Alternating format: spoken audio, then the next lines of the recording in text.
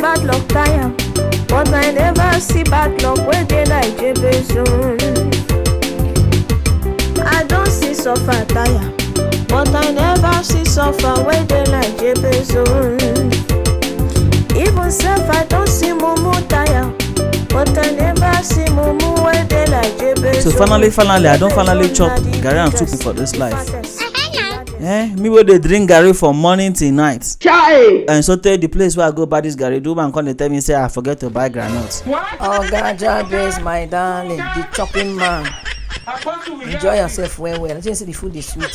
Yeah, so the soup sweet well. Not to be eating every day in this house, Ikenga. Precious, now you be the best girlfriend I don't get for this life. Stop fooling yourself with all these girls in the town. Amaka wa tell to do fruit salad. She can't call me for phone. Come dey tell me say gas no dey. Wetin concern fruit salad and gas? Since I begin get girlfriend for this life, if I no get the one wey go give me infection, I go get the one wey no sabi cook.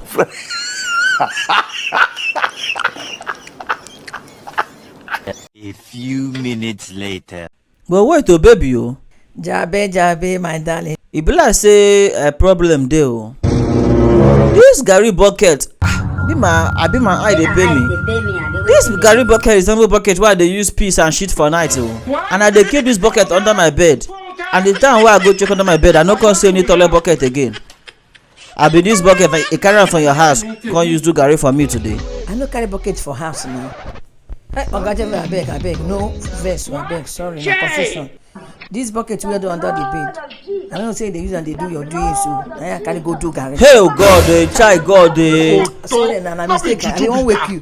This your sleep of I no come wake you. I be wan wake you ask you and say no, make I surprise you. I carry go do garri. Which time you say you wan surprise me now? Tonight don't surprise me now with shit bucket now. You for ask question. No be die wey I die na sleep wey I sleep. You for wake me now. Oh God. This woman won't kill. What if as I chop this food now I can't die now? You no go die. Now as I dey talk to you, you know they understand. Look at my face. Make I tell you, I say eat finish, enjoy, finish the food oh. No waste time.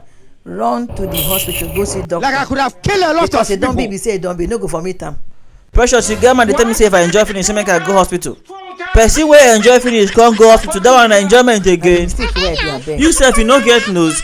The thing be no smell you as you do the garri. Na that bucket wey dey under the bed na I carry. And I hear you use do garri.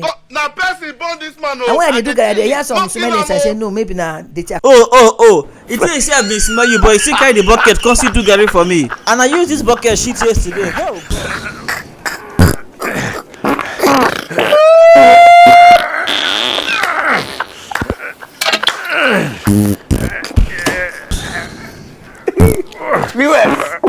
God, today why I say make I enjoy myself, you go carry this bucket why do you shit come take do garri and soup for me. Precious, kill me now, just kill me at once, kill me. No kill am. My God.